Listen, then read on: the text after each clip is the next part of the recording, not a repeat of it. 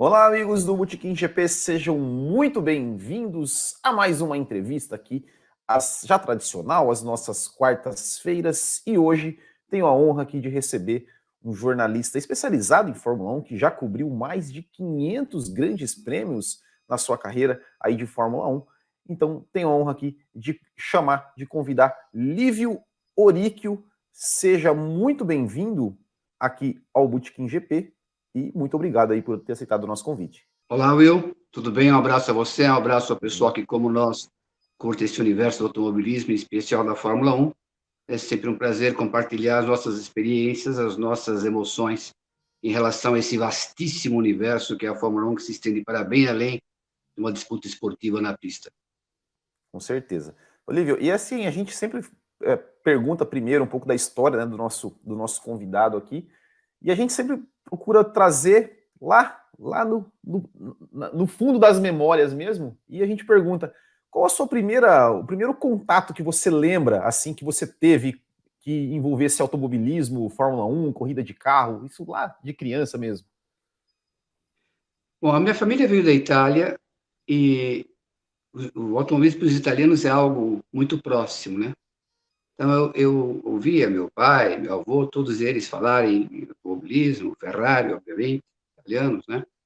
E eu também cresci num bairro em São Paulo, que era no Pari. Meu colega de classe era o Camilinho Cristóforo. O pai dele, o Camilo Cristóforo, corria com a carreteira. E eu frequentava a oficina dele, eu via a montagem daquela carreteira, ia a Interlagos. Meu pai me levava para Interlagos no final, no meados dos anos 60. Eu era uma criança, mas eu ia assistir às competições que lá existiam. Então, eu cresci nesse universo do automobilismo, desenvolvi uma grande paixão por isso. E, obviamente, desde a primeira edição do GP Brasil de Fórmula 1, aquela de 72, não válida pelo Mundial, que eu tinha lá meus 15, 16 anos, estava em Interlagos. Eu me lembro muito bem dessa cena, apoiado na cerca, assim, na reta dos boxes, um pouco antes, uns 50 metros antes da entrada dos boxes, e vi pela primeira vez um carro de Fórmula 1 passar. Foi pela primeira vez também que eu senti o que era velocidade de verdade, porque até então as referências que a gente tinha era da própria carreteira do Camilo, do Bino, do Luiz Pereira Bueno, aqueles carros que faziam o automobilismo brasileiro, que era uma realidade muito, muito distinta do que já se fazia na Europa, e a gente teve algum contato, o primeiro contato foi esse. Eu fiquei ainda mais apaixonado pela coisa e disse a mim mesmo que em algum instante da minha vida iria fazer algo relativo ao automobilismo e a outra das minhas paixões, que é o jornalismo, o automobilismo e a divulgação científica, que é algo que também gosto muito. Eu vivi muitos anos na Europa, estou no Brasil de volta em um ano, vai fazer no mês que vem, e lá tive muita chance de aprender como se faz divulgação científica no jornalismo, embora eu seja um iniciante nisso, perto daquilo que a Europa pratica em termos, como eu falei, da divulgação científica. Eu fui fazer jornalismo, entrei como revisor do Estadão. Aí, em 1988, tive uma chance de ir para o Shopping News, que tinha um caderno de automóveis. Eu cresci lá como jornalista, fui para o Estadão de volta, em 93, Jovem Pan, desculpe, 91, 92. 93 fui para o Estadão, fiquei 22 anos no Estadão como correspondente internacional, mais especializado na Fórmula 1. Depois fiz um ano no UOL, 5 anos de Globoesporte.com, mídias internacionais, muitas delas, em especial o Japão, até hoje. E agora, a partir desta semana, que antecede o GP da Bélgica de Fórmula 1, retomada do campeonato, eu passo a produzir para as plataformas digitais da Bandeirantes, que tem os direitos de transmissão da Fórmula 1. Meu primeiro GP como jornalista foi Rio 87. Eu tenho aí 489 GPs no currículo, quase 500 GPs experimentando aí diversos períodos da Fórmula 1, testemunha viva de uma transformação enorme em termos de segurança e de própria evolução tecnológica em termos de performance propriamente. Dei aí um apanhado geral de como é o meu approach em relação à Fórmula 1 e ao jornalismo. Bom, você falou, né, que você tava presente lá no primeiro GP do Brasil, em 72. Foi um GP que, Sim. se eu não estou enganado, ele foi disputado num dia de semana e tava, enfim, como é que, conta pra gente um pouco mais, como é que foi essa experiência, assim, de ir no GP do Brasil? Como é que o seu pai que te falou, olha, filho, a gente vai no GP do Brasil, como é que foi isso? E você já contou um pouco, né, da sua reação, né, quando viu o primeiro carro, mas tem mais algum detalhe assim que você lembra que te marcou bastante? Tem muita, tem muita coisa. Esquece o que você conhece hoje do GP Brasil. Não Aham. serve de referência nenhuma para como era a coisa. O Brasil já tinha um piloto em destaque na competição desde 1970, quando o Emerson ganhou o Grande Prêmio de Watkins Glen, era piloto da Lotus, uma equipe que foi campeão do mundo naquela temporada. O Bernie Eccleston sempre teve uma empatia grande com o Brasil. Em 72, ele promoveu uma prova aqui no Brasil e não era válida pelo Mundial, apenas 12 carros estavam Sim. inscritos, né? E os carros não tinham injeção eletrônica naquela época, tinham injeção mecânica. Interlagos não era como hoje, o circuito antigo de 8 quilômetros, as curvas 1 e 2, saindo do asfalto era terra, literalmente. E logo na largada, um dos carros saiu da pista, levantou uma nuvem de terra e 6 carros tiveram problema de pescagem de combustível por conta disso. E uma corrida ficou, uma corrida longa, com apenas 6 carros na pista. O início foi emocionante, eu me lembro bem, com o Wilsinho, com o Brabham BT33, era mais antigo, liderando a corrida, com o Emerson em segundo, e o Lola com a Brabham mais moderna, a BT42, se não me engano, em terceiro lugar. E cada vez que eles passavam em frente ao box, todo mundo levantava, era um espetáculo grandioso. Aí o Emerson ultrapassou o Ilcinho, e depois, no terço final da prova, foi bem em frente onde eu estava, na reta dos boxes, quando essa reta dos boxes faz uma curva, a cerca aí de uns, talvez uns 60 metros, 70, antes da entrada dos boxes, quebrou a suspensão traseira da Lotus do Emerson, e ele saiu rodando na nossa frente, assim. Nossa. E aí havia argentinos na arquibancada, me lembro disso, e com a desistência do Emerson, o Lole, o Carlos Reutemann, Sim. assumiu a liderança e ganhou aquela corrida. Interlagos não tinha, me lembro bem, o acesso que tem hoje. Aquela ponte em cima do Rio Pinheiros era uma única ponte, uma faixa para ir, uma para voltar. Uhum. E para sair de Interlagos, eu tinha 16 anos, eu não tinha carro, obviamente, nem dirigia, me lembro que foi horas e horas, então, aquela imensidão que estava em Interlagos, foi a pé, literalmente, até a Avenida Nossa Senhora do Sabará, que é uns 2 quilômetros ou 3 mais lá para frente, para pegar um ônibus e voltar até o Iangabaú, que era normalmente o que se fazia naquela época. Também me lembro que era permitido acampar, e eu acampei em Interlagos, na Curva do Sargento, onde hoje existe ali um centro médico, onde a Globo mantinha suas instalações, na época em que a Globo promovia o GP Brasil de Fórmula 1, ali era o camping. Então a gente acampava em Interlagos, podia ir na sexta-feira e ficar até o domingo. Eu fui no sábado, fiquei de sábado ao domingo. Um calor arrasador, me lembro perfeitamente disso.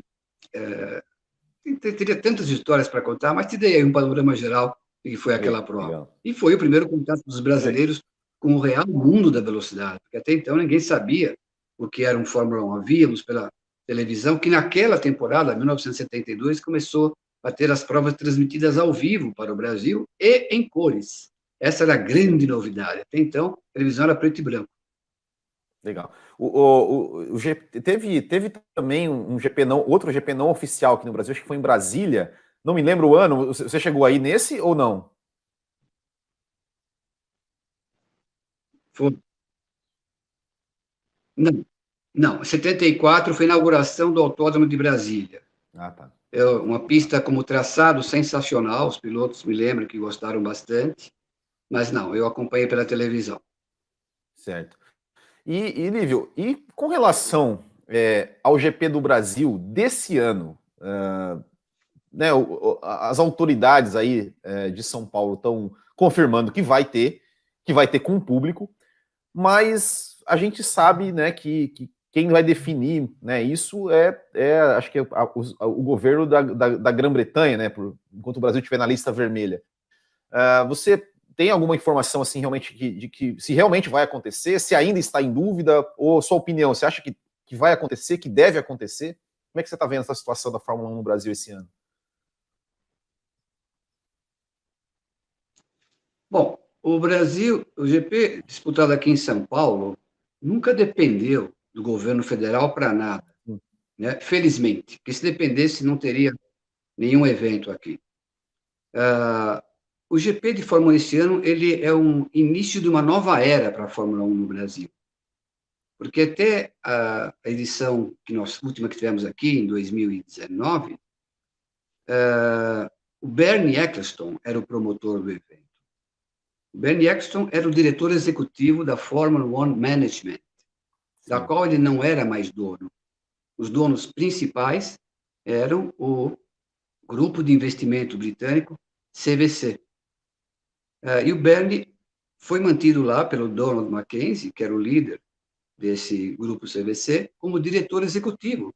Eles deram toda a liberdade para o Emerson, para o Bernie, conduzir a Fórmula 1 como produto em si. E como parte do pagamento para o Bernie Ecclestone, além da parte do dinheiro que ele tirava do arrecadado pela CVC, pela FOM, ele tinha o direito de promover o GP Brasil de Fórmula 1. E por conta disso, o GP Brasil não pagava nenhum direito, nenhum promoter fee, a taxa do promotor, para a FOM, que é a parte em que a FOM mais arrecada dinheiro hoje na Fórmula 1. Não são os direitos de transmissão de TV, já foram. Na Europa, cada país que promove a Fórmula 1 paga antecipado para a FOM, deposita, cerca de 25 milhões de dólares, ok? É chamada taxa do promotor, promoter fee. Fora da Europa, esses países novos que entraram, Azerbaijão, Rússia, mesmo a China, Bahrein, Abu Dhabi, pagam, depende, os valores são confidenciais, mas entre 30, 40 até 50 milhões de dólares a cada edição do evento. Isso porque é o país que está promovendo a Fórmula 1. E o Bernie cobrava proporcional a isso. Não é uma empresa. O país usa a Fórmula 1 como plataforma para divulgar a nação, mostrando a validade dos estrangeiros investirem naquela nação. Agora, o Brasil, este ano, o Bernie não tem, acabou o contrato no ano passado.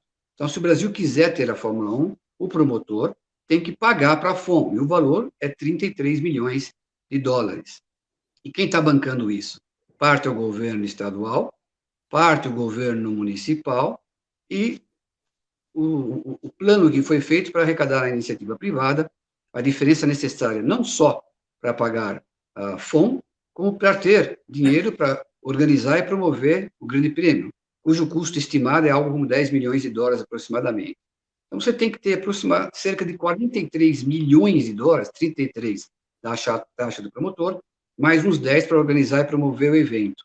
E isso São Paulo já garantiu, haja vista que assinou um contrato de 5 anos com a FOM e mudou o nome de GP Brasil para GP São Paulo de Fórmula 1. Agora, em relação a ter ou não a corrida, você vai ter até o final do ano uma importante parte da população brasileira tendo tomado já 2 doses da vacina. E se você protocolar aí tudo que deve ser seguido, máscara, algum distanciamento, né, não há razão para você não ter esse evento.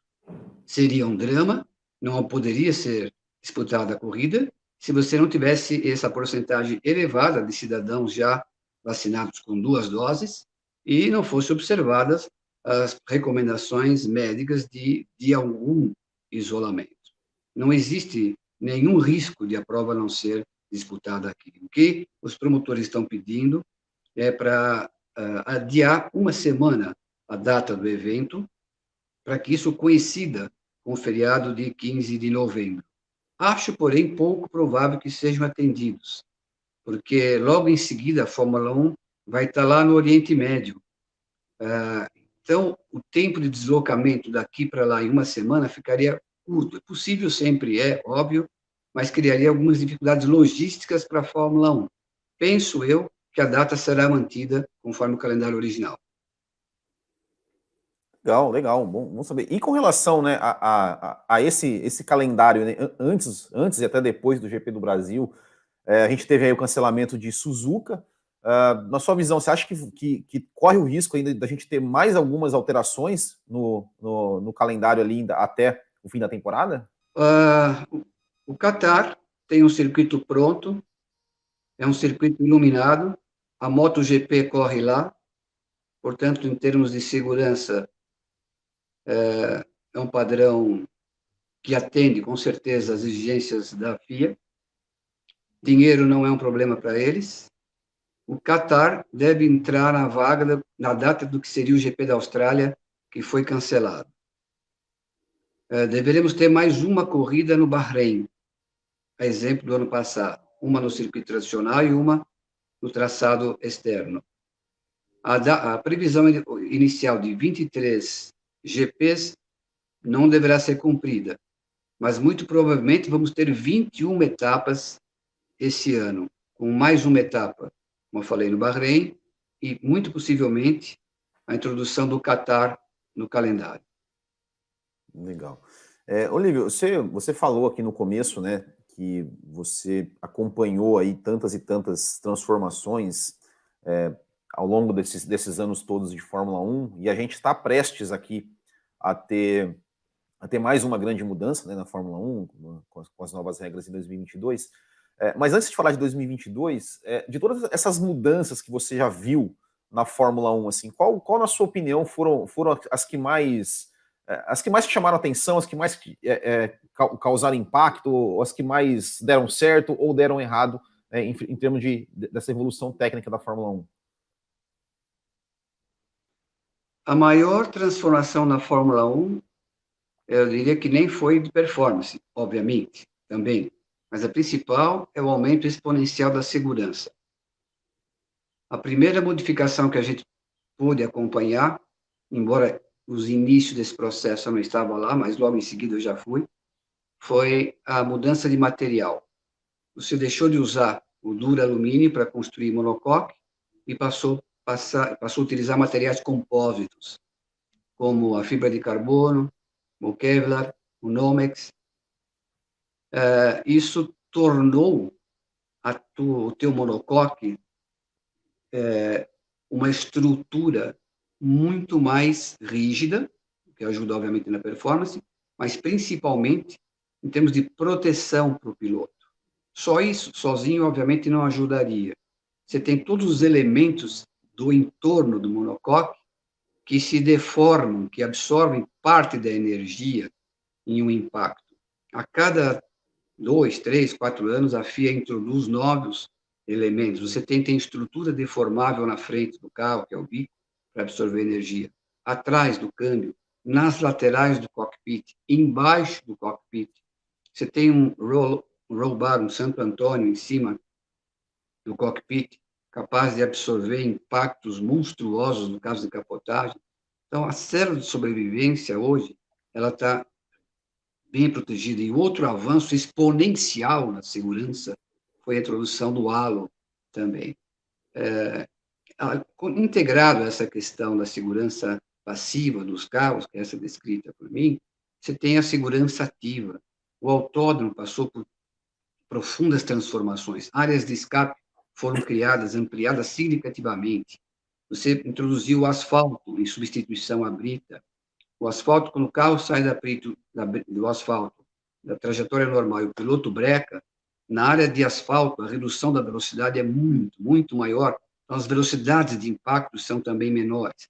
Quando há o impacto, você tem barreiras de material absorvente em locais críticos.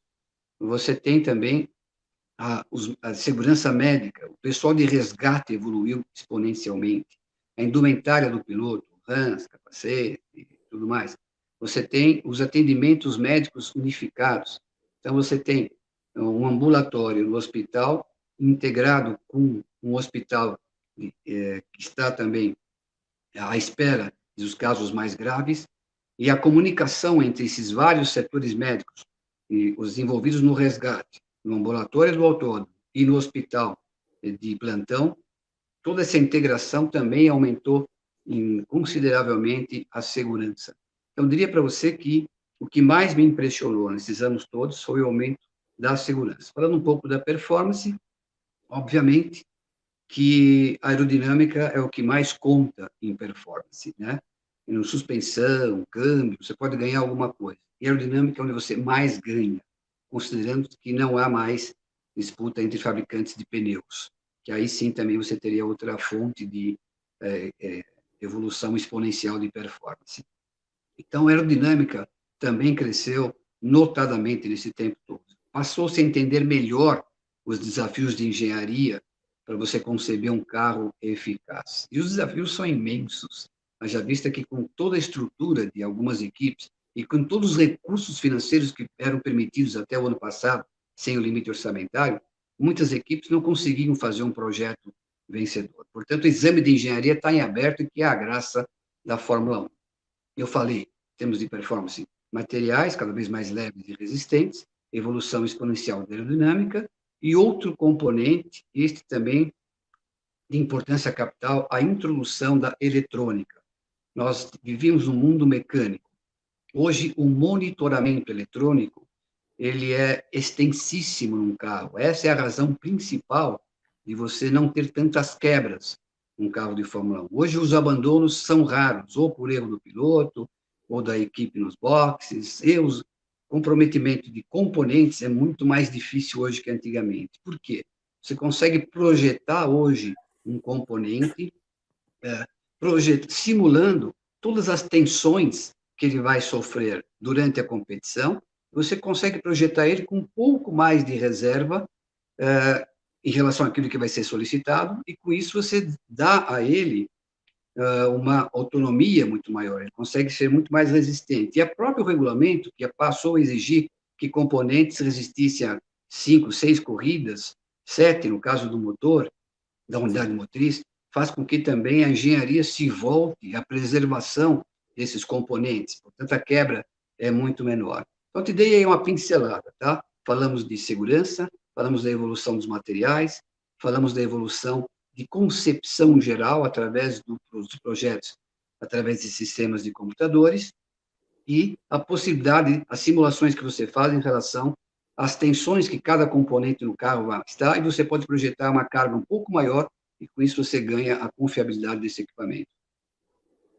E Lívio, para 2022, né, com todas essas mudanças, você falou da mudança, né, da segurança, né, que também vai ser reforçada para 2022, né, o carro vai conseguir mais impacto, aguentar, absorver mais impacto e tudo mais. Tem algumas mudanças também no conceito do carro, né, para tornar as ultrapassagens, os carros para conseguirem andar mais próximos, mas também vão ter um pouco menos de liberdade, né, para as equipes desenvolverem, né? Vão ter alguns componentes do carro que vão ser padrão e tudo mais.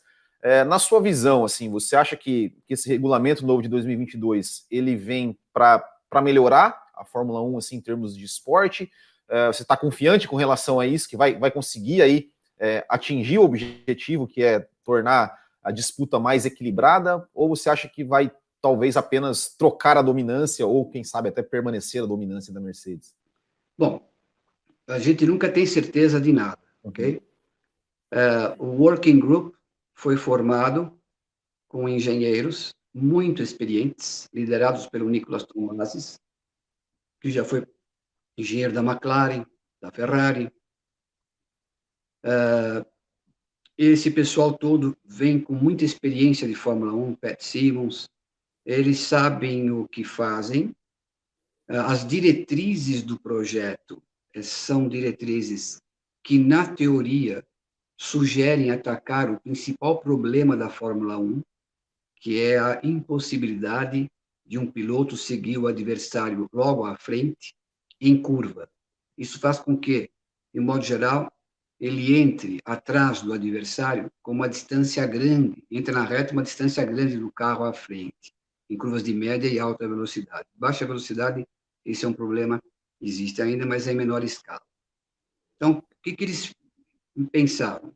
Vamos transferir o centro de pressão aerodinâmica, o chamado downforce, que hoje é muito na frente, mais para a traseira do carro, como era na época do carro asa. Se você se lembra, o Piquet foi campeão do mundo em 81, não tinha aerofólio dianteiro, não precisava, porque o centro de pressão aerodinâmica era muito dispostado, era deslocado muito mais para o centro e para a traseira do carro, tá? Então, este é o principal objetivo desse regulamento. Há outros também, como uma revolução dessa natureza, em que você projeta um automóvel de competição a partir de uma página de computador em branco. Você tem que quase que esquecer aquilo que você utilizava desde 2009, a última grande revolução na Fórmula 1, e fazer algo completamente distinto. Ainda que o regulamento seja relativamente restritivo em relação a umas fantasias que você possa ter, ainda há margem para isso.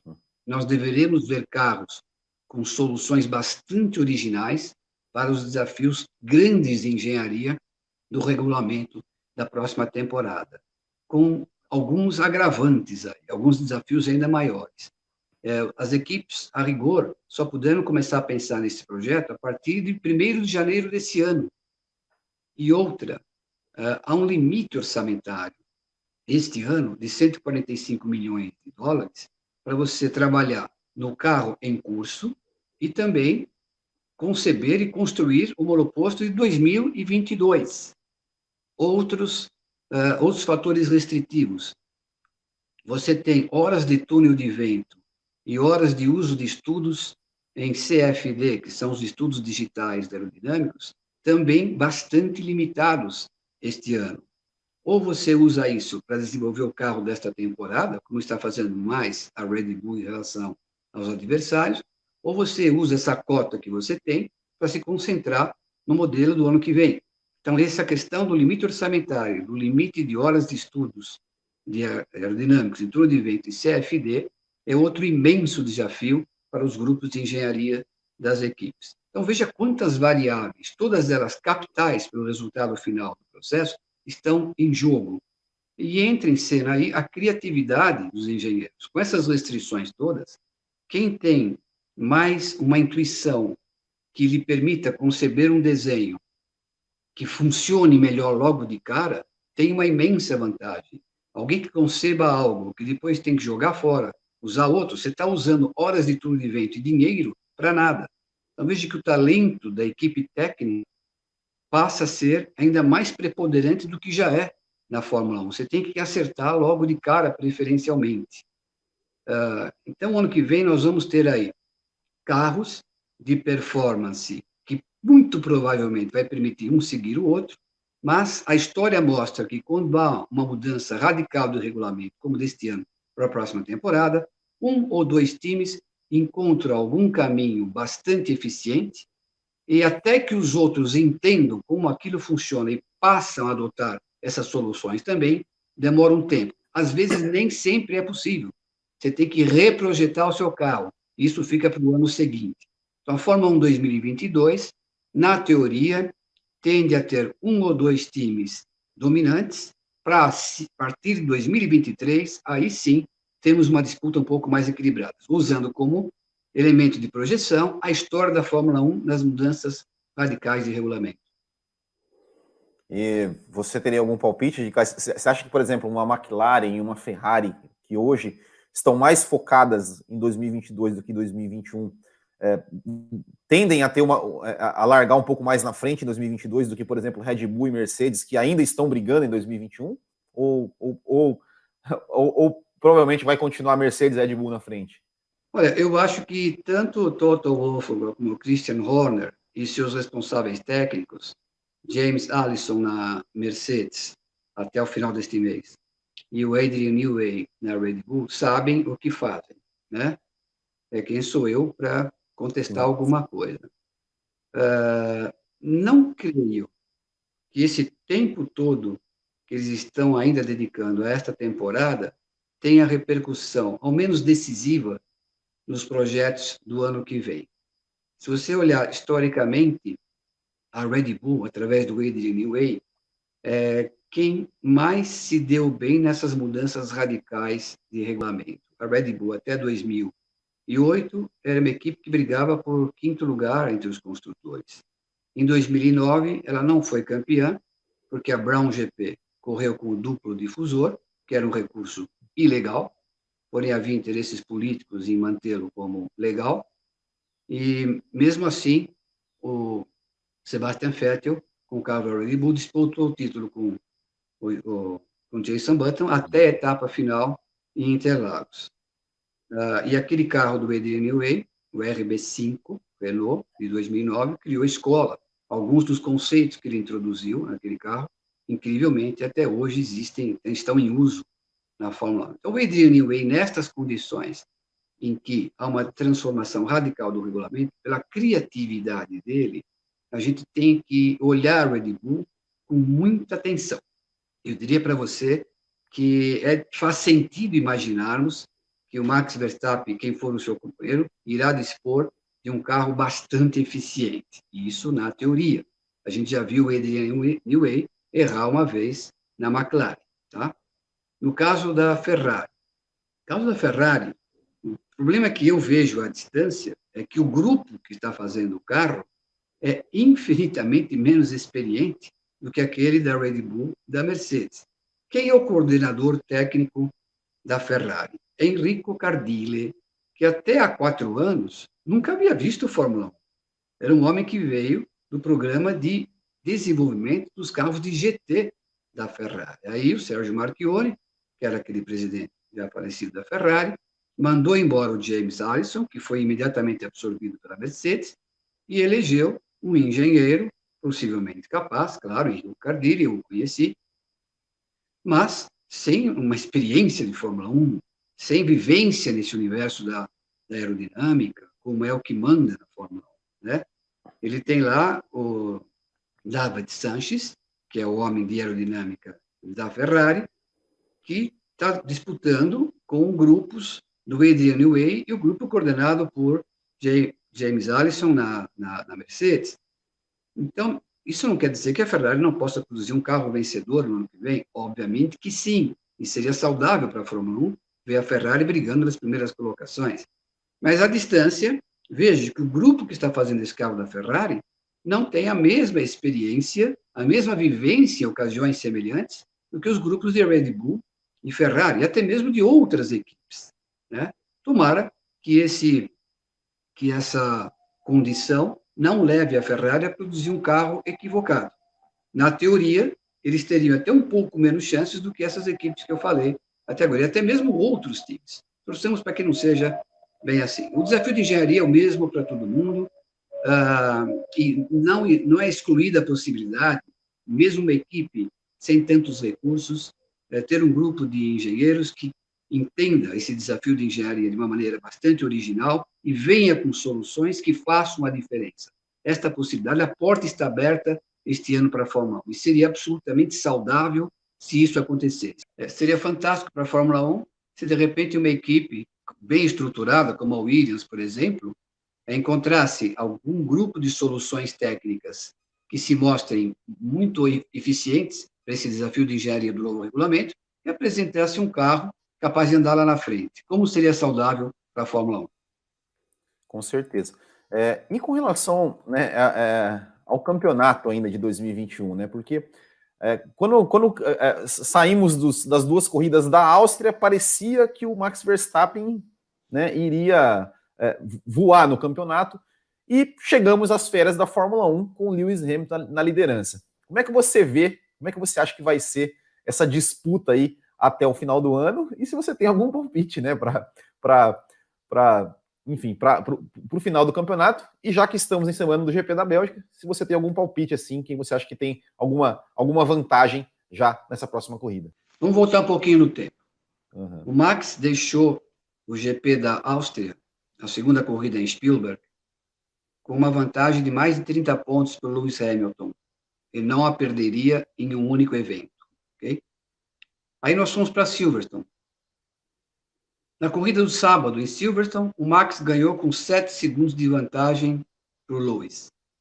Você ouviu o Lewis Hamilton no rádio falar para a equipe: eu estou dando tudo e não consigo me aproximar dele. O que eu faço?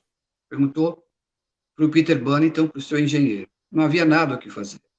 Então, o carro da Red Bull em Silverstone, apesar do importante upgrade da Mercedes naquela corrida, vários componentes novos do conjunto aerodinâmico foram introduzidos. A Pirelli introduziu um novo pneu traseiro naquela corrida, mais rígido, para evitar os problemas que possivelmente poderiam acontecer. E mesmo assim, a Red Bull reagiu com um carro que era bem mais rápido que a Mercedes. Vamos para o domingo. O que aconteceu no Grande Prêmio? O Max larga em primeiro lugar e o Lewis, tendo chance na cabeça dele de ganhar a competição, arrisca tudo, não tira o pé, como ele tirou o pé em outras ocasiões na primeira volta este ano, e os dois acabam se chocando. Não fosse isso, tendo em conta o que vimos no sábado, as chances do Max ganhar a corrida eram muito grandes. Ele abandonou, felizmente não aconteceu nada com ele, o Lewis ganhou, uma punição que permitiu a ele ganhar o Grande Prêmio. Nós temos total motivos para questionar se isso é punição ou não. Já que ele foi considerado culpado pelo acidente e recebeu uma pena por isto, é pena você dar uma punição para um piloto que o permita ainda ser capaz de vencer a competição? Não é. No meu entendimento, nem deveria ser punido. Eu entendi como um acidente de corrida aquilo lá, porque o Max tinha espaço para fazer a curva, o Luiz deixou espaço para ele. Bom, mas uma vez que foi considerado punido pelos comissários, o Max não marcou pontos lá por essa circunstância, um acidente. Etapa seguinte, Hungria. O que acontece na largada da Hungria? Bottas erra a freada da primeira curva depois da largada, bate no Lando Norris, que por sua vez bate no carro do Max Verstappen, destruindo a lateral direita do seu carro.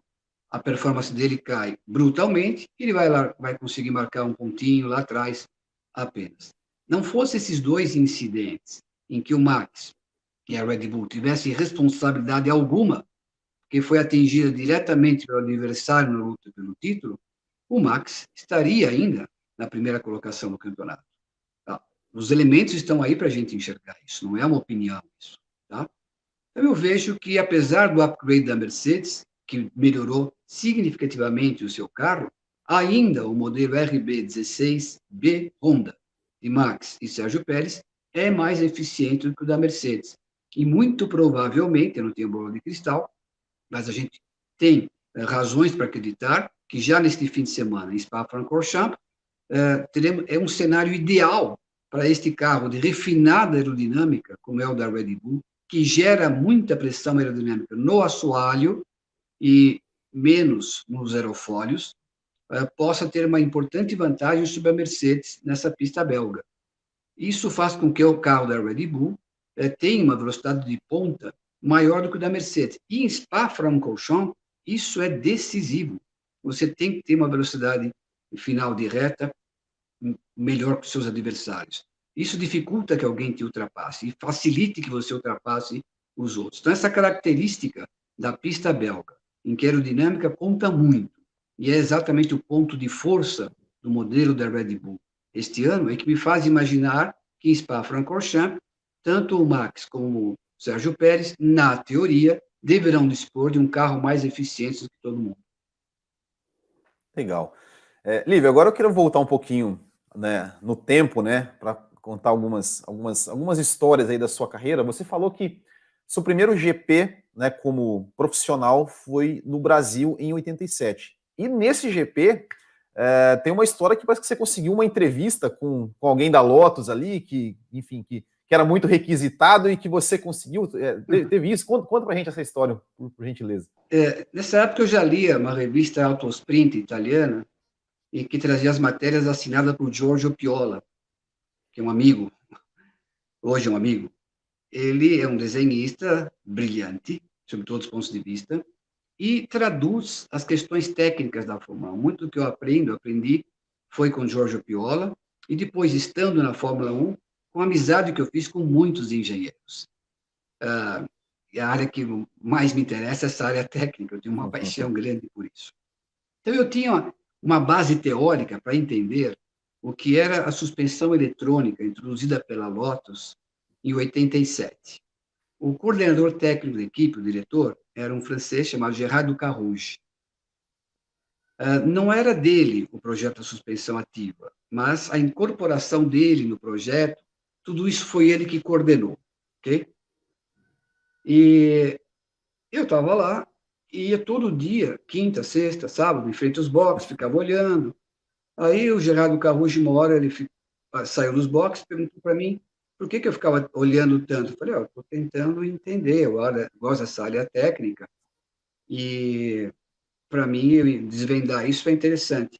Eu trabalhava como revisor do Estadão, foi minha primeira experiência jornalística, nem era ainda um repórter da redação, era o primeiro estágio mais inicial possível que existia no jornalismo, que não existe mais hoje, era ser revisor de um jornal.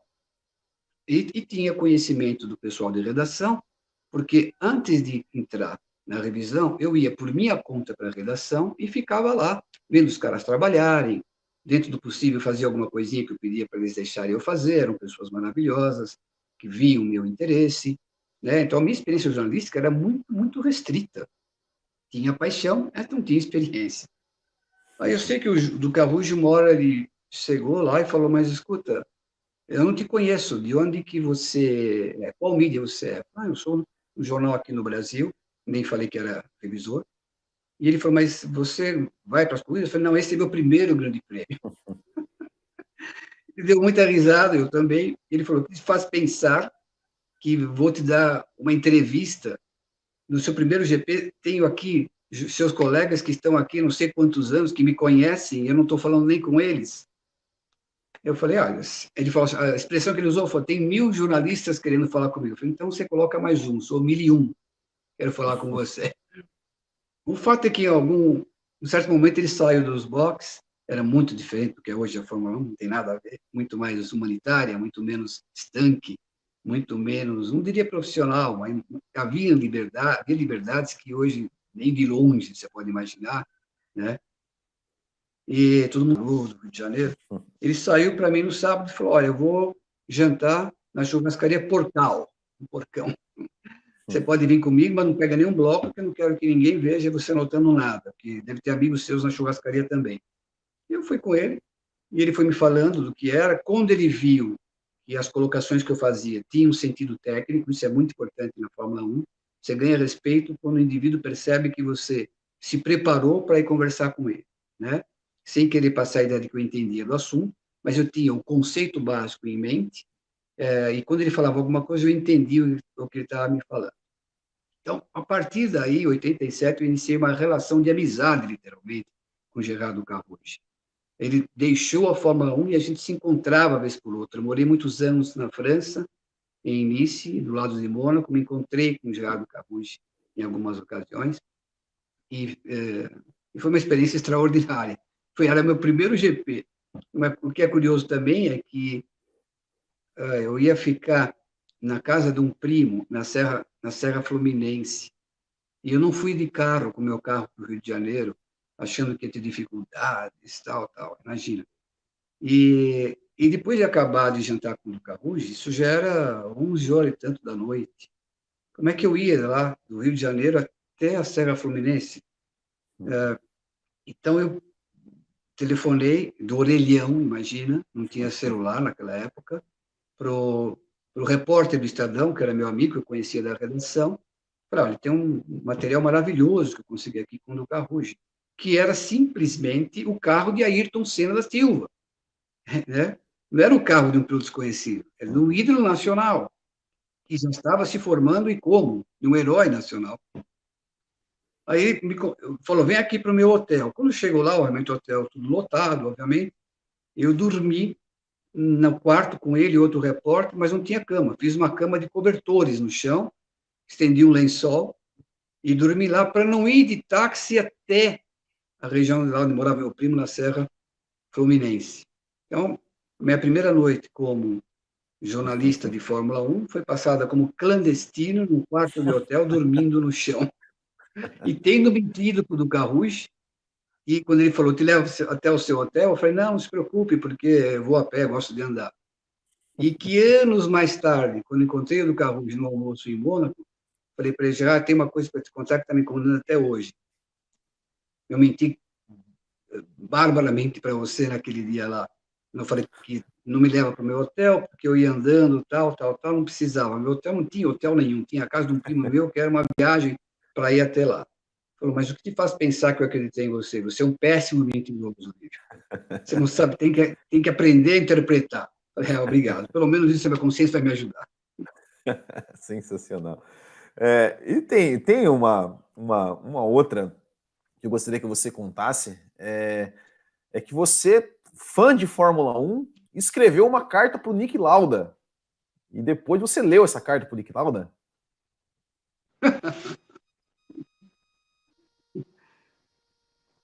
Não, a história é a seguinte: o Lauda era diretor da Jaguar em 2001, 2002, né? E nessa época, o Lauda se mostrou muito afável com algumas pessoas da mídia, da imprensa. Eu, como sou apaixonado por aviação também, então, às vezes formava um grupinho ao redor do Lauda para falar não apenas de Fórmula 1, mas de outros assuntos, como aviação, por exemplo. E ele gostava disso. Então, criou-se, amizade é uma palavra muito forte, mas criou-se uma relação mais de maior distensão entre um grupo de jornalistas e ele, que tínhamos liberdade para chegar e conversar com ele, fazer perguntas, ele respondia, tal. A minha mãe tinha um móvel antigo na casa dela. E aí minha mãe estava de mudança, lá tem um móvel antigo na casa dela, e falou, vê se tem alguma coisa do seu interesse aqui. Eu comecei a mexer lá e vi, dentro de uma caixa de papelão, um envelope desses de antigamente que haviam no Brasil, com as laterais com faixinhas verde e amarela, e escrito com caneta assim, uma letra pueril, uma letra não tão firme, Andreas Nicolaus Lauda. Falei, que é isso? E quando eu peguei aquilo, a carta nem estava fechada ainda com a cola, sabe? Eu puxei, era um texto manuscrito. Aí eu me lembrei imediatamente que quando o Lauda se acidentou em 76, eu ainda saindo ainda da adolescência, inocentemente escrevi uma carta dizendo que eu era um fã dele e que estava emitindo as minhas vibrações, as minhas energias, para que ele pudesse se recuperar logo e voltasse a correr. Quando eu li aquilo, eu falei, meu Deus, que coisa bonita, inocente, de uma criança, mas de alguém que estava saindo da adolescência e que tinha uma visão um pouco fantasiosa do que é o mundo e tudo mais, né? Bom, quando foi 2014, a última corrida do ano, lá em Abu Dhabi, eu trabalhava para a mídia japonesa também, e tinha que almoçar logo, no domingo. Então, eu fui para a área reservada da Mercedes, onde a gente pode almoçar, e cheguei um pouquinho antes do meio-dia. Não estava aberto ainda para o almoço. Estava o Lauda e um outro senhor conversando lá. O Lauda sentado, eu falei, puxa, eu vou contar essa história para o Lauda. Eu levantei o dedo assim, que era a senha para falar que quero falar com você, e o Lauda fez um sinal com a mão que era para eu sentar. Falei, Lauda, a gente chama ele de Lauda, não de Nick. Na Europa, quando se chama pelo sobrenome, é respeitoso.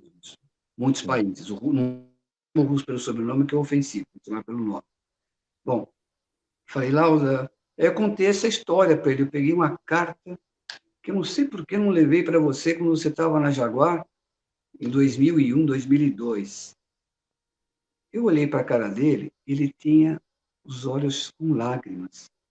Legal. Eu olhei, falei assim, uma reação espontânea, falei, Lauda, lembro perfeitamente, Lauda. E eu também fiquei emocionado de vê-lo emocionado. Aí eu peguei e mudei o assunto, assim, falei de outra coisa, que ele falou para mim, puxa, como é bom ouvir histórias dessa natureza, porque tudo que eu tenho feito nesses últimos dias é, Lauda, quem vai ganhar o título? O Nico Rosberg ou o Lewis? Os dois pilotos da equipe dele, né? E ele falou, e você vem com uma história bonita, tão diferente. né? Falei, pois é. Aí acabei almoçando lá com ele e com esse outro senhor, amigo Sensacional. dele lá, e rapidamente, a gente, tudo muito fugaz na Fórmula 1, que os horários são muito estanques, são muito. Você tem que se programar muito, porque você tem várias atividades profissionais para exercer, né? E quer aprender muita coisa. Antes de largar, você sempre aprende alguma coisa. E sair correndo. Mas a história é essa. Que E o legal. Lauda ficou sensibilizado no fato de eu ter escrito essa carta para ele. Sensacional a história. E tem mais uma, Uma história Leandro? legal para contar, isso eu contei quando eu Ah, trabalhava para o Globoesporte.com. Foi em 2014 também, lá em Abu Dhabi. Lá em Abu Dhabi. O Ron Dennis, ele foi para aquela corrida, ele já não estava como chefe diretor da McLaren, pelo menos executivo, e, e conheci o Ron Dennis profissionalmente, das muitas entrevistas que havia feito com ele, e principalmente quando ele estava na McLaren, ele no sábado à tarde sempre dava uma entrevista para quem quisesse. Eu era muito presente nessas entrevistas, né? E sentava, sempre gosto de sentar perto dos entrevistados, porque a maneira como eles reagem te ensina muita coisa. Expressão facial, corporal, responde às vezes bem mais do que as palavras que eles pronunciam, né? Você entende muito mais o personagem e usa isso em outras ocasiões. E aí ele falou, ele me contou uma história que é muito legal. Ele não lembra o ano, se foi 80, se foi 90, 89, uma coisa assim, no México. Ele não lembra quando. Eles saíram para jantar, o pessoal da equipe, o Ayrton, com eles, né, no restaurante. E antes de vir a comida, tinha na mesa um potinho com pimenta, como é tradicional no México. E o Ayrton pegou um pedacinho de pão, colocou aquele molho e experimentou. E ficou apavorado. Aquilo era forte, muito forte. E chegou para o Ron Dennis e falou: Ron, não come isso, porque é muito, muito forte. E o Ron Dennis e o Ayrton, eles apostavam para tudo. Tudo. O Ron Dennis é um mecânico. Se você conversar com ele 10 minutos, você entende isso. É um homem brilhantemente inteligente, um líder nato, mas ele não tem formação escolar nenhuma. Ele é um mecanicão mesmo, um uhum. cara prático, essencialmente, né? E ele olhou para o Ayrton e eles estavam um período sem apostar, porque o Ayrton estava perdendo muito. O Ayrton falou, não aposto mais nada com você. Nesse dia, o Ron Dennis achou que era a hora certa. Ele chegou para o Ayrton e falou, eu sou capaz de pegar esse pote e tomar um gole só. E o Ayrton falou, não faça isso. Faço e aposto com você. O Ayrton pegou e falou, eu aposto. $10.000. Meu 10 mil Deus. dólares, fechado. Aí o Ron Dennis pegou aquele potinho e pá! Uma vez só. Nossa. Como o europeu normalmente faz, tem um lenço, o lenço não é dobrado, o lenço é tudo amassado, tirou do bolso aquele lenço. Isso o Ron Dennis me contando, tá? Enxugou as lágrimas dos olhos, Nossa. encheram de lágrimas os olhos dele, não de choro, de Sim. secreção das glândulas estimuladas pelo aquele condimento. E o Ron Dennis comeu pouco naquele jantar. O Ayrton não abriu a boca a noite inteira, o Ron Dennis falou. Perguntando para si próprio, como era possível alguém comer aquilo? Se ele, molhando um pouquinho no pão, não conseguia e tinha que pagar os $10.000. Né? Aí o Ron Dennis falou, eu procurei me apressar para voltar para o hotel, porque eu estava morrendo. Eu cheguei no hotel, o Ron Dennis contando, eu pensei em ir para o hospital, chamar médico, porque alguma coisa estava acontecendo em mim que eu nunca tive na vida. E aquilo demorou 2 dias para passar. Me... Diminuiu, óbvio, mas ainda fiquei ruim 2 dias. E eu não deixei o Ayrton perceber que eu estava muito mal. Isso Caramba. deixou o Ayrton transtornado nesse aspecto das disputas comigo. Aí o Ron Dennis estava dizendo assim, eu estou contando essa história para você, porque antes de vir aqui para Abu Dhabi, na minha casa, eu fui vasculhar uma caixa e achei o envelope que o Ayrton colocou dentro os US$ 10.000, que era um envelope igual a este, em que eu havia escrito para o Lauda, que era Aham. as listinhas verde e Olha só. amarela, que envolviam o envelope assim.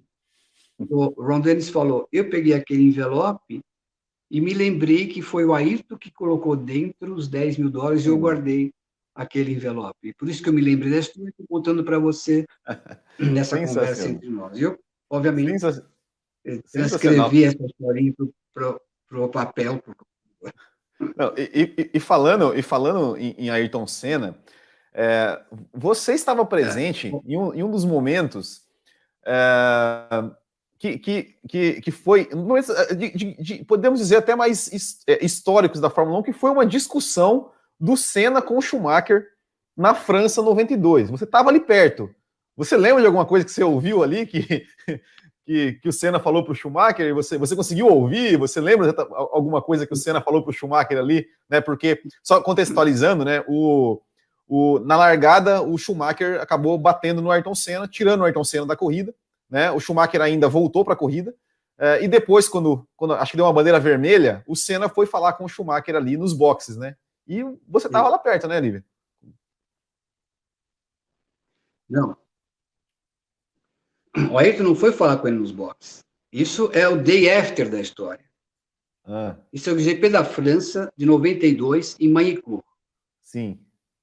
O Ayrton e o Schumacher disputaram a freada da Adelaide, aquela curva do fim da reta. Uhum.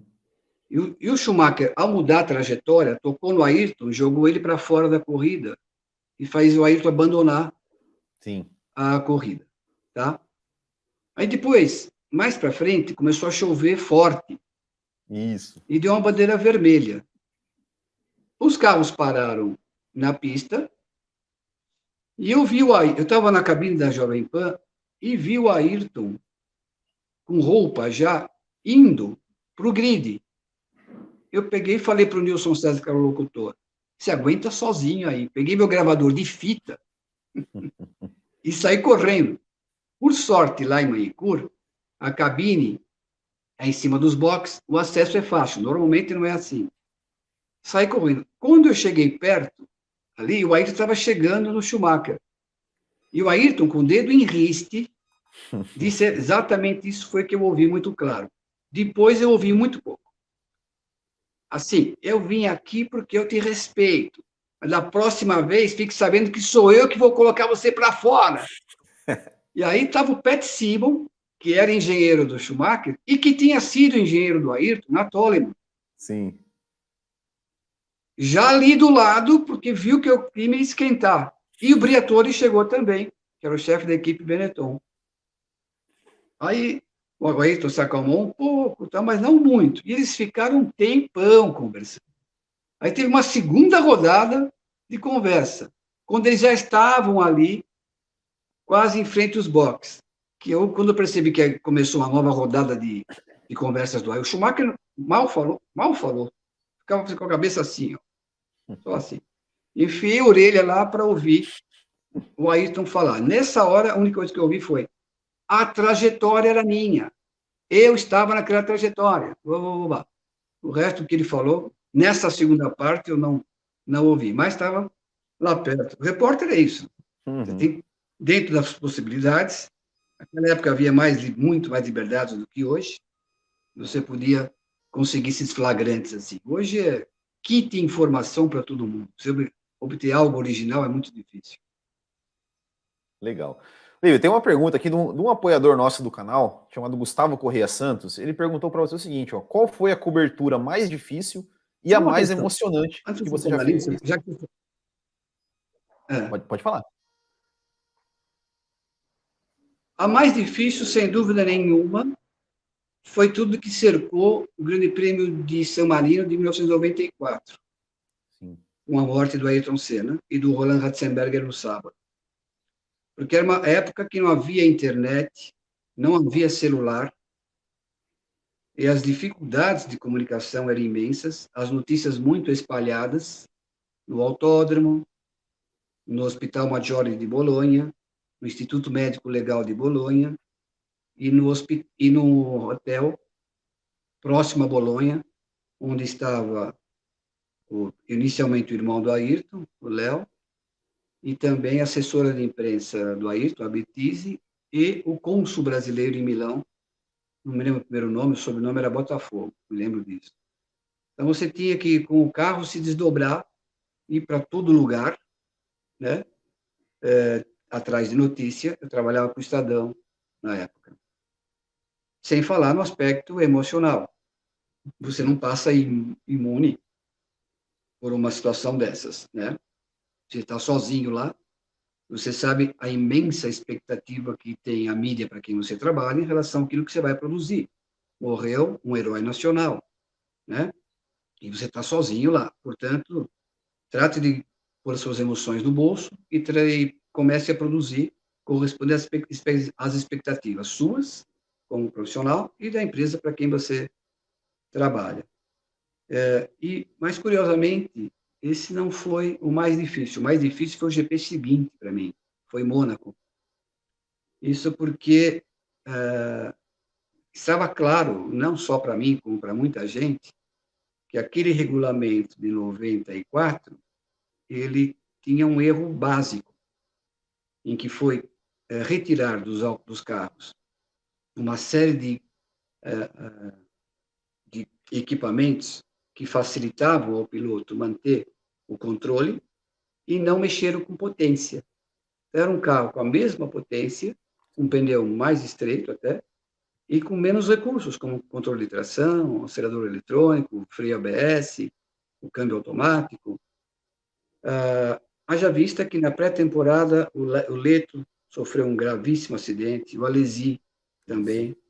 Depois, a gente teve, na sexta-feira, um acidente gravíssimo do Rubinho, lá em Imola. No sábado, o Roland Ratzenberger morreu. No domingo, morreu o Ayrton. E aí a gente foi para Mônaco. No primeiro treino livre em Mônaco, o Karl Wendlinger bateu na saída do túnel e entrou em coma. Então, aquilo claramente ratificou a impressão de muita gente de que mexeram no regulamento, mas não levaram em conta uma série de parâmetros, né?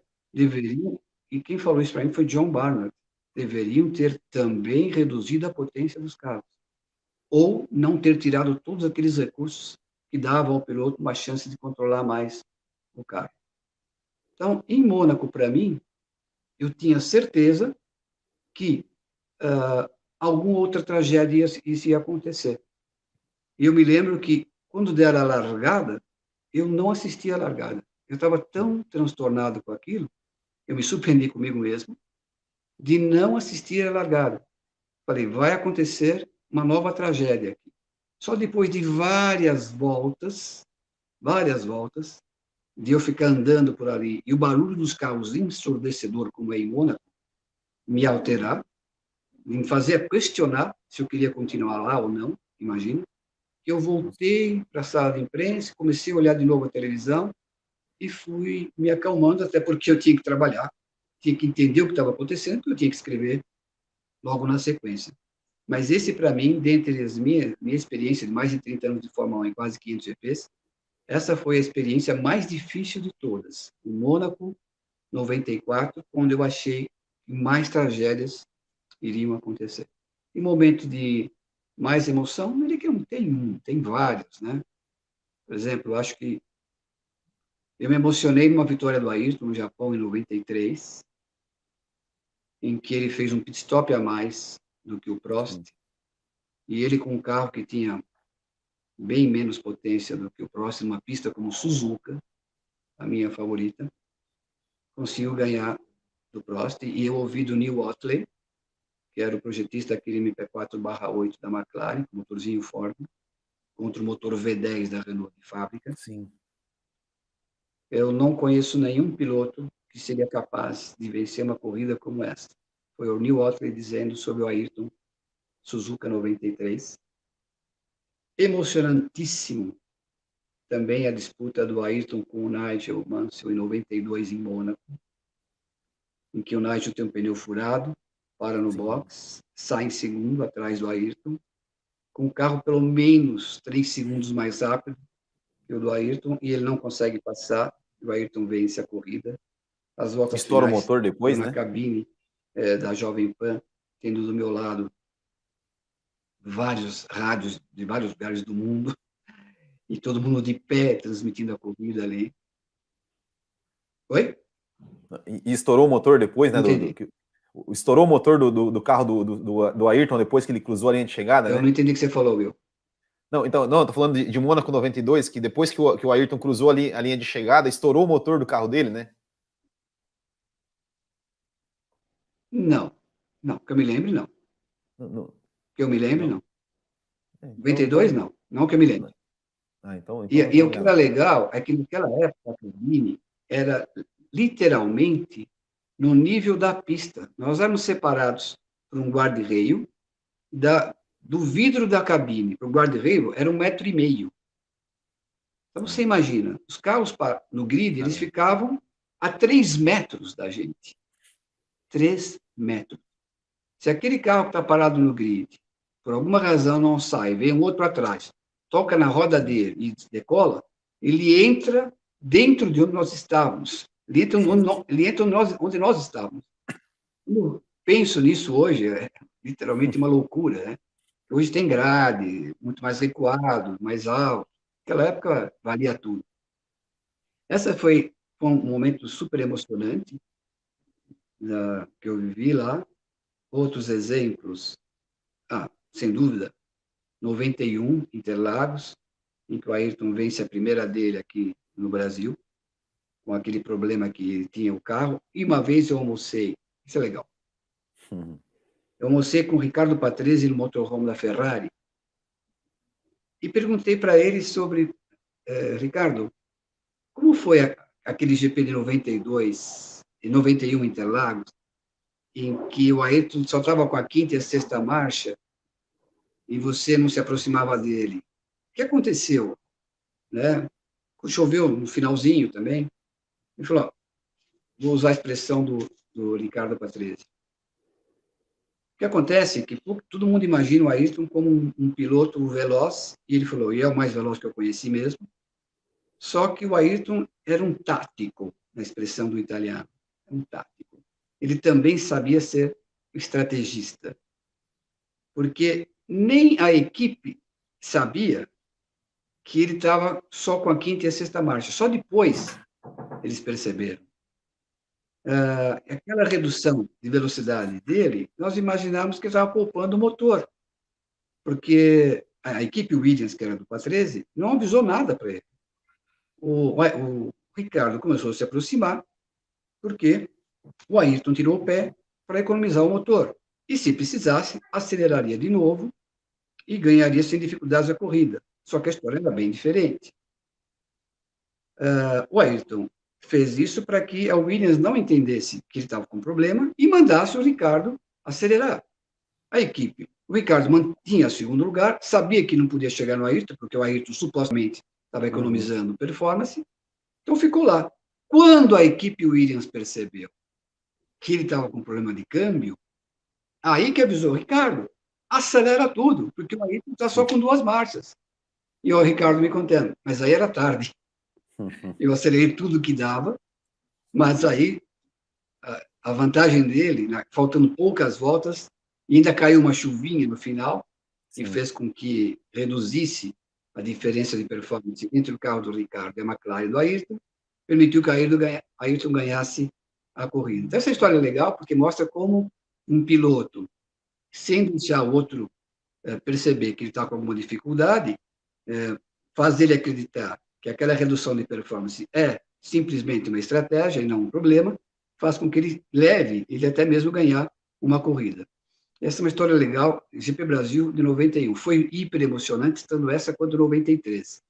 Aquela em que o Ayrton ganhou, que para Sim, mim foi a maior temporada dele, sim. 1993, que começa com um carro, motor Ford versão cliente V8, contra o motor V10, da V10 Renault de fábrica, da Williams do Prost, e o Ayrton ganhou, naquele ano, 5 5 corridas. corridas, o Prost 7, acho que foi isso. Essa, para Isso. mim, foi a maior temporada do Ayrton. Vi corridas, 5 e 7 do Prost, e ele teve azar de que até chegar nas pistas velozes da Europa, que seria, da metade em frente, ele era o líder do campeonato. Sim, E era constrangedor para o Alain Prost ser segundo no campeonato com aquele equipamento que ele tinha. sim, sem dúvida. Lívio, queria te agradecer aqui por ter participado aqui, aceitado o nosso convite. Histórias sensacionais. Espero que você possa voltar numa outra oportunidade também para contar um pouco mais de histórias. E o que eu sempre peço aqui para a gente encerrar nossa conversa, para quem está assistindo a gente, né, e tem aí de repente vontade, né, de sonho de trabalhar aí com o mundo da Fórmula 1, seja como jornalista ou qualquer outro profissional envolvido nesse meio, se você teria, né, alguma dica, algum conselho para dar para essas pessoas, para que, quem sabe, consigam também realizar o sonho, né, assim como você realizou o seu aí de trabalhar, viver de Fórmula 1. Quando eu fazia faculdade de jornalismo, depois de ter feito faculdade de veterinária Você fez e veterinária. não ter terminado o curso, eu me lembro que os meus amigos me perguntavam: o que você quer fazer? Eu falava: eu vim fazer jornalismo porque eu vou cobrir a Fórmula 1. E os meus amigos perguntavam: mas o que faz você pensar que você vai fazer isso? São 2, 3, 4 que fazem isso, né? Eu falei: então serei o quinto. Então, se você quer algo, se você quer realmente, é possível, desde que você não se permita o luxo de esmorecer a todas as imensas dificuldades que vão surgir. Que você entenda o cenário em que você está inserido, estabeleça metas para atingir esse objetivo, seja implacável consigo próprio no cumprimento dessas metas, que você vai conseguir chegar ao teu objetivo. Mudou muito. O jornalismo hoje é algo que não tem nada quase a ver com que na época em que eu me formei como jornalista, em que comecei a praticá-lo. O jornalismo hoje é um jornalismo sem desmerecer ninguém, porque há gente muito, muito capaz hoje, como tinha antigamente. Mas é algo mais superficial, eu vejo isso. As pessoas não se interessam muito em se aprofundar nos temas. Isso na média, tá? E também percebo que as pessoas chegam a conclusões muito facilmente, sem levar em conta uma série de elementos que deveriam levar para chegar àquela conclusão. E pior, são radicais em relação a algum conceito que venham a se formar. Não é pecado você rever um conceito. Ao contrário, é um sinal de grandeza. Você imaginava algo, por causa dos elementos que você tinha que levavam a isso, mas você entendeu melhor a coisa e é capaz de mudar. Mas voltando ao desafio de ser jornalista, entender o que hoje o mercado exige, o que hoje o povo quer de um jornalista e ir atrás dos seus sonhos. Como eu falei, sem nunca esmorecer. Essa é a lei básica. Legal, legal, Lívio. Muito obrigado mesmo pela sua ter aceitado o nosso convite aqui. Foi uma honra conversar com você. A gente acompanha o seu trabalho há muito tempo. E eu queria só também deixar aqui registrado publicamente que até teve uma entrevistada aqui há tempos atrás, a Débora, ali do Boletim do Paddock, Débora Santos Almeida, que ela falou que a primeira vez que ela foi em Interlagos, ela falou que você foi muito gentil com ela, ajudou ela bastante, uma garota ali, jovem, começando. Ela falou, nossa, o Lívio foi uma pessoa muito gentil comigo, me ajudou demais, né? E então queria deixar isso registrado aqui também, né? Porque sempre que alguém as pessoas falam de você, falam realmente que você, além de ser, né, esse profissional competente, também é uma pessoa muito bacana, muito gentil, e foi assim como foi muito gentil comigo também aqui em aceitar esse convite. Então, te desejo aí todo sucesso, estou ansioso aí para ver o seu novo trabalho na Band, né? E é isso. Queria te agradecer também a todos que nos acompanharam aqui na entrevista. Semana que vem tem mais. Grande abraço. Até o próximo. E tchau. Eu que agradeço, uma oportunidade legal de falar de um assunto que também eu sou apaixonado, que é o automobilismo. Um abraço a todos. Valeu.